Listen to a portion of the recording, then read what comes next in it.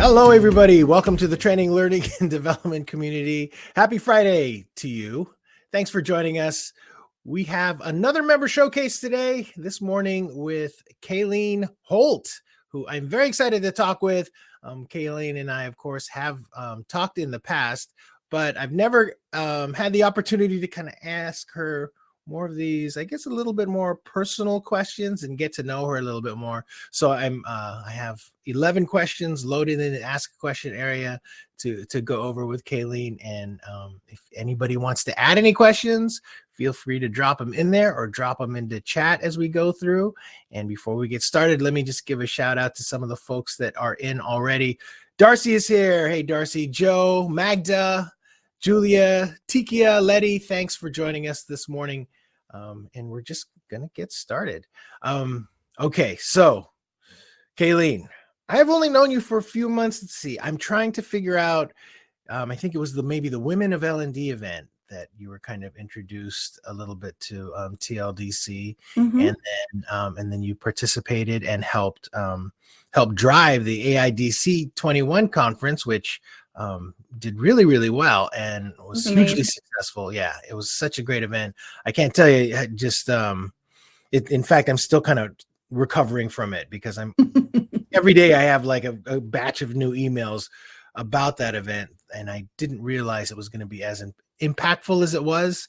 So yeah, I really appreciate you helping drive that one. So thank you for that. So let me start with my first question. You used to be a teacher, right? Yes. And what did you teach exactly? I taught mostly high school English and Spanish. A little bit of middle school language arts. I even taught some Spanish in elementary, but wow. My license was secondary. I taught creative writing. That was really fun. So yeah. See, that's new to me. I had no idea that you knew how to speak Spanish. Well, I used to. I have been woefully out of practice. So if you strike up a conversation with me, I'll probably give you a blank stare. I can do okay in text. So honestly, if you want to message me in Spanish, that would maybe get my skills up. Letty, I know you're here, so same to you. But conversations are it's spoken language is a lot harder than written. You don't have the time to process it, and words kind of get run together, and you think, okay, what was that? And accents are also hard. Right. No, definitely. Well, how did you evolve to becoming an instructional designer, going from being a teacher? Well, it was a pretty natural evolution for me.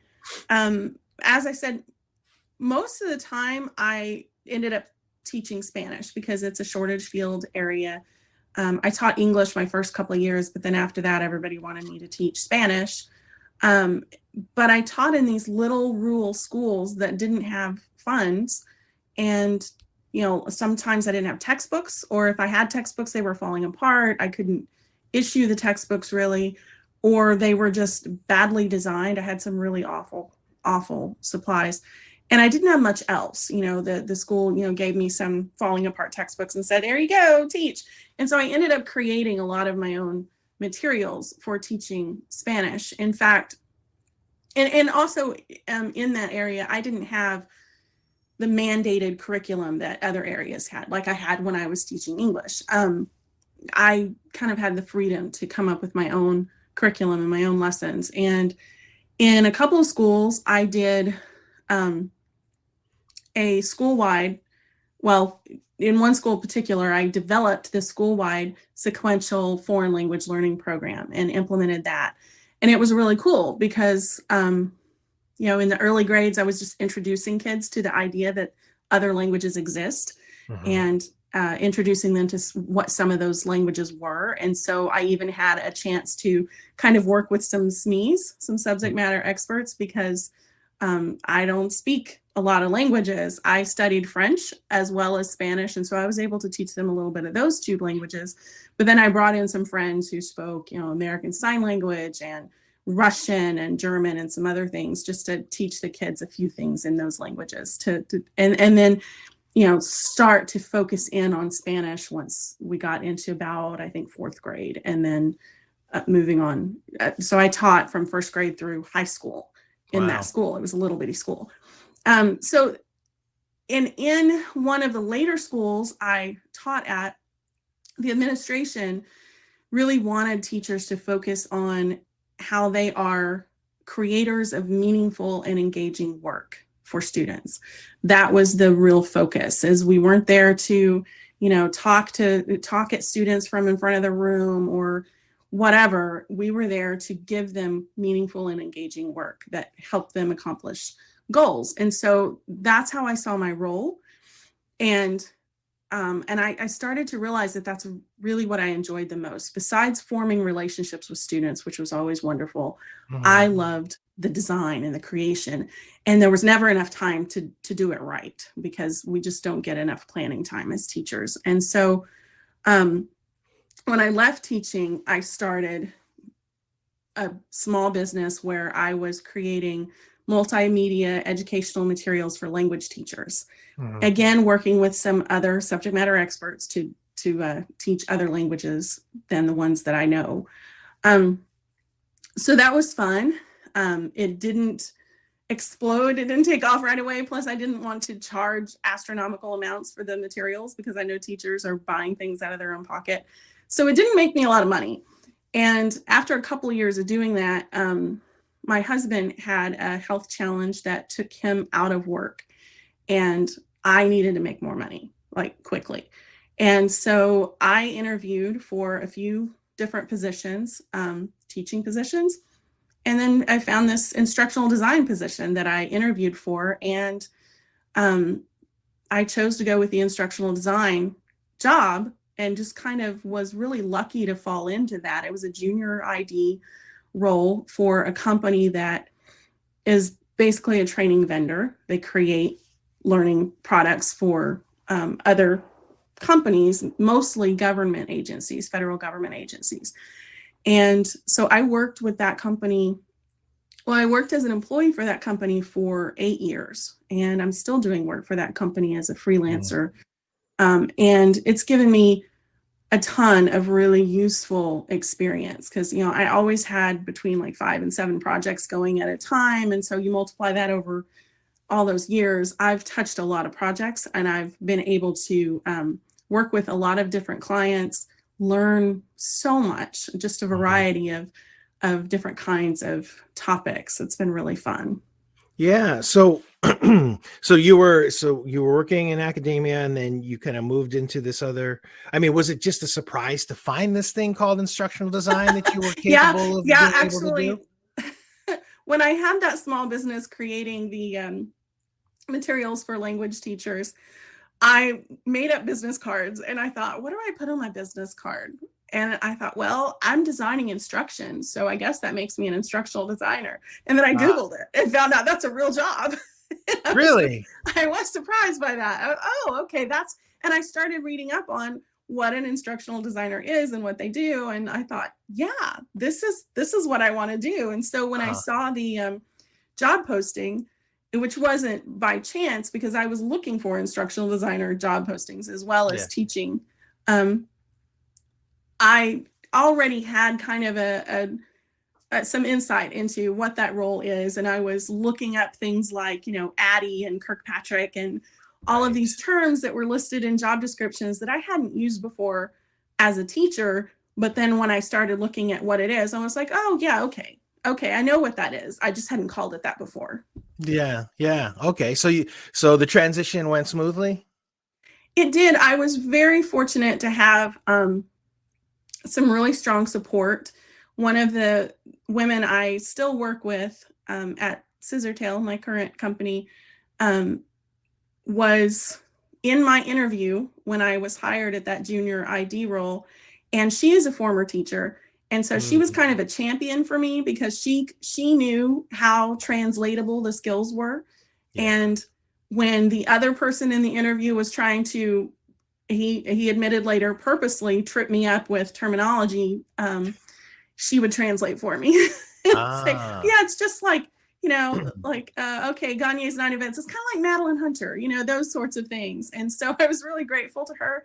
And she was one of my mentors in that position. And I had some other really great mentors that taught me a lot right away. So yeah, my transition was honestly really smooth.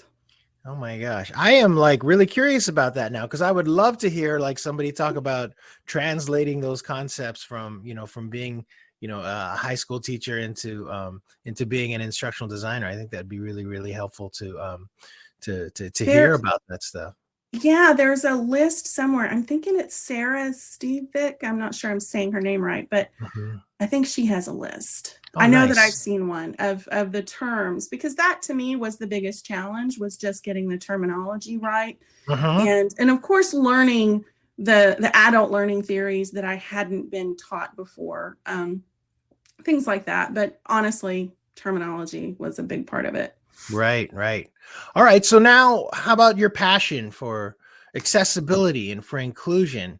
I remember, I think that I was just on a broadcast and I brought up the idea that I wanted to produce an event about accessibility and inclusion, and you like jumped on it really quick. And not only that, you messaged me a few times saying, hey, we got to do this, and I'm like, yeah, okay, so it looks like we've got Kayleen here is really interested in this one, so I better make it happen. Where did that come from? Where did that passion for accessibility and inclusion come from? Well, first of all, it's just because I am an empathetic kind of person. I like to help people. That's why I'm in this career in the first place. And I care about how learners experience the products I design. And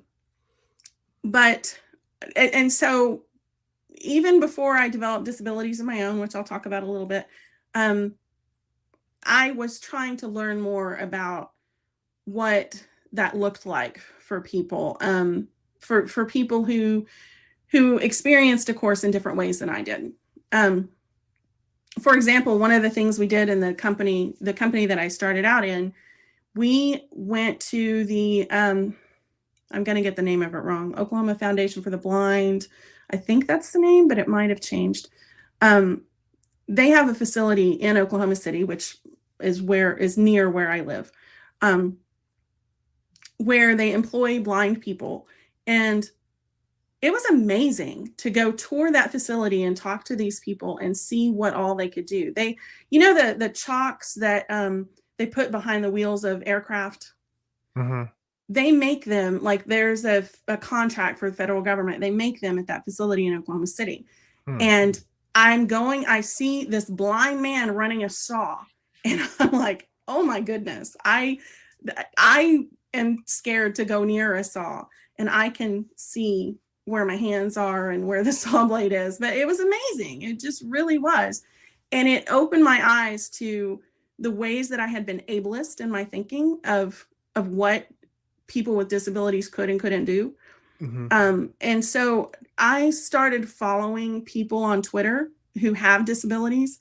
I've made a concerted effort in the last, 5 years, maybe more, of trying to follow people who are not like myself and learn more about people who are not like myself. And, I would say, I could just make friends with a lot of people who are not like myself, but I live a very isolated life because of my disabilities.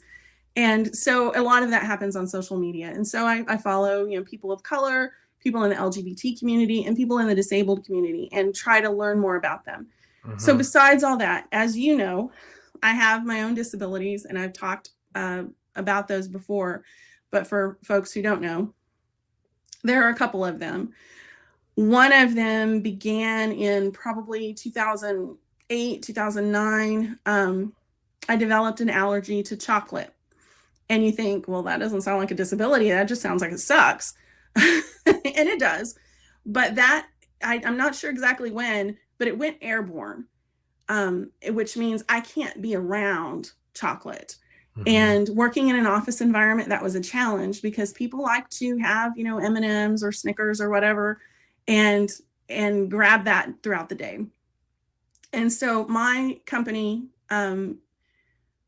tried to accommodate for that. They tried to keep the chocolate out of the office, but it's really dependent on individual people to comply with that. And when some people don't think it's as serious as it is, or some people think, well, I'm way down the hall from her, there's no possible way this will affect her, it's a problem. And I ended up having to go home so many times.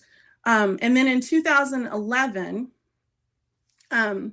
I was on a work trip and on an airplane, bent down to get my laptop bag out from under the seat in front of me, and another laptop fell from the overhead bin on my head.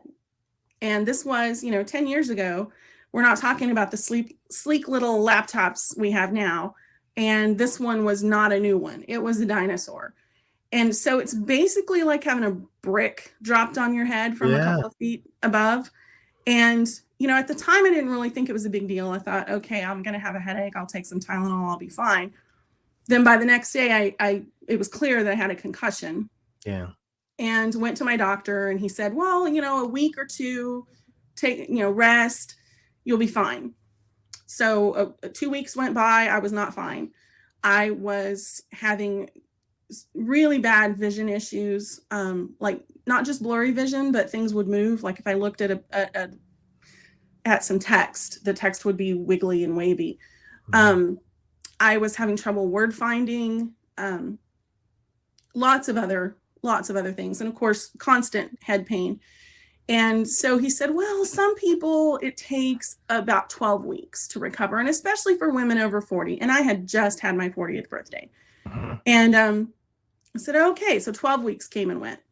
Still no good. I ended up being out of work for close to 6 months because I could not read. I couldn't, it made me physically ill to look at text. I could read for maybe 5-10 minutes at a time, but then that was it. And you know how hard it would be to do this job if you can't read and look at screens. So anyway, I eventually went back, gradually kind of took on my responsibilities. It ended up where I was a senior ISD and project manager by that time. And I had a lot of projects going, a lot of responsibilities, and it was too much. At that point in my recovery, it was more than I could handle. And so I was practically begging them to demote me. Yeah. And that didn't work out. And so that is what led me to freelance work, is that I needed to take a step back and be able to manage my workload better, be able to work from home, because driving was also something that made it worse. So I did that. I have since found treatment that has helped a lot. Has taken care of most of those symptoms. There are still some things that I have to do to mitigate the symptoms. I no longer have a headache. I had a constant headache for like 8 years. Oh, that's terrible. So that's gone. So that's good. But I still have frequent migraines and other things I have to deal with. And as far as the food allergies, that has progressed or degressed to where I not only have airborne allergy to chocolate, but also to coffee and bananas and pumpkin, and now all things caffeinated, or anything with caffeine in it. So my husband has had to give up drinking Dr. Pepper at home. So I know that he really loves me. Yeah. Oh, but it's hard. It's an isolating life. And it is one reason why I'm so thankful for remote work and for just the plethora of virtual tools we have available now, and virtual conferences like you do. Yeah. No, totally. Absolutely. In fact, I mean, that's something that I've really been seeing a lot of lately is, people just talking about how they've had to go back to the office and just really noticing the stark differences in the quality of their life, like between having, had to work from home for a year and then all of a sudden they're back in their office and they're like, oh, I forgot how much I really, really disliked, the commute, or disliked having to share the microwave with everybody in the break room, or having to go into, the office bathroom with other people and, different things like that. So it's that's a topic that is like at the top of my I just think about that stuff all the time. So 25 years you've been an instructional designer. Well, no, 25 years I've been in education and Education. Okay. instructional design. So Is I started, yeah, I taught for 9 years, and then all the rest of it is instructional design. nice. Is there what do you think is the most important lesson that you've learned in your career so far? That is a hard question. I saw that Yeah. question this morning and thought, oh, what do I think the hardest lesson for me to learn has been to say no.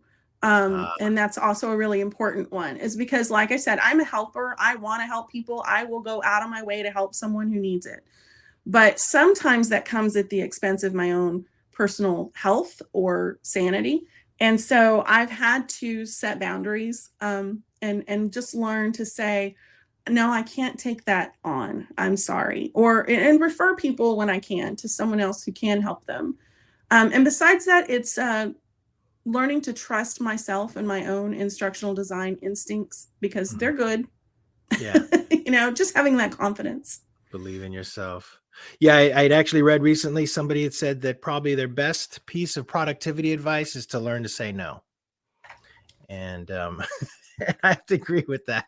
My Absolutely. problem is I don't know how to ask for help. That's what kind of like sort of on the opposite end of things is like I'm Yeah. just gonna take it all on. But Yeah. And I guarantee you have a community of people who will help you, Louise. I So, know. Like, why yes. don't I ask for help ever?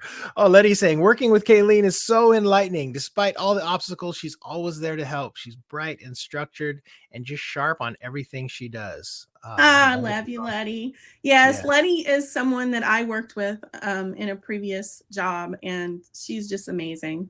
Yeah. Well, Darcy has this great question. Darcy's asking, what's your TLD superpower? My superpower. Oh boy. That's a good one. I might have to put that in the regular my template of questions. That is a good one. And I didn't have any time to think ahead about that one.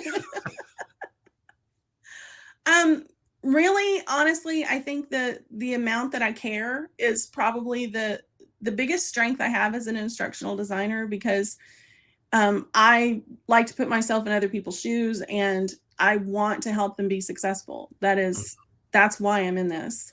Mm-hmm, And I think mm-hmm. it's something that makes me a better ID. And yes, great question. Yeah. So it's kind of like that empathy piece that you're talking about. Hmm. Yeah, Yeah, it's absolutely. important. Mm-hmm. And so, as far as instructional design is concerned, your favorite part of what you do, what would you say you like the most about being an instructional designer?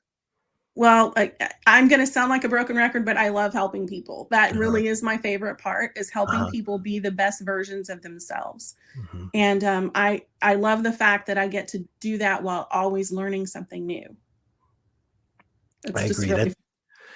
I'm sort of same on this end here too. Like it's one of the reasons why I love doing this is just because I know that, I'm contributing something and Exactly. I want to make yeah, the world a better place yeah. somehow, which is one reason I especially love working with organizations that Mhm, do something to make the world a better place. mhm, Like right now, I'm working with. Well, I just finished a project with a nonprofit who's focused on helping people and communities recover after traumatic events like mass violence events. mhm. I have a client who focuses on mental wellness education. I have another client who is focused on medical quality in Oklahoma. So just lots of I guess altruistic work. Yeah, And when I worked with Letty, we were helping to make the world a safer place. yeah, Those kinds of things are important to me. And part of my mission statement is, my mission is to help you achieve yours. And I really believe that. Even when I was working for other companies and they had mission statements I didn't necessarily always get behind, I would always think about, what is the mission of this organization that we're developing training for, and how can I help yeah. them achieve it? Yeah. No, and that's impressive. I have to say, just because I know that it takes, especially for causes, when you're trying to do something, it can take an emotional toll on you, because you have to, Hmm. you really want to be able to help, and then you're really, you're owning the effort. And so it can be draining. So that's impressive that you do that. Yeah, absolutely. Well, it's one of the reasons that I burned out as a teacher, honestly, Mhm. is because, some people seem to think that teachers who leave the career just don't care enough. And I honestly think that it was because I cared too much that I had to leave, because it was so detrimental to my own mental and physical health, because I was putting in so many extra hours trying to do the best job possible. I was taking home a lot of the concern and care about the students. I had some students in some really heartbreaking situations, and it just, I took it to heart. And I think that's one of the reasons I decided to leave. Right. Yeah. No, I did work at a school for a short time that, it was the same thing for me. There were too many situations there that were really heartbreaking. And so, I eventually just had to leave and move on, pretty much for my own mental health. And when, I had to work a second job to pay the bills, it didn't help with any of that. It just adds to the stress and everything. It's true. So what are some things you wish you had known when you had started out in your career? Is there anything that if you can go back and talk to yourself as this junior instructional designer and say, hey, Kayleen?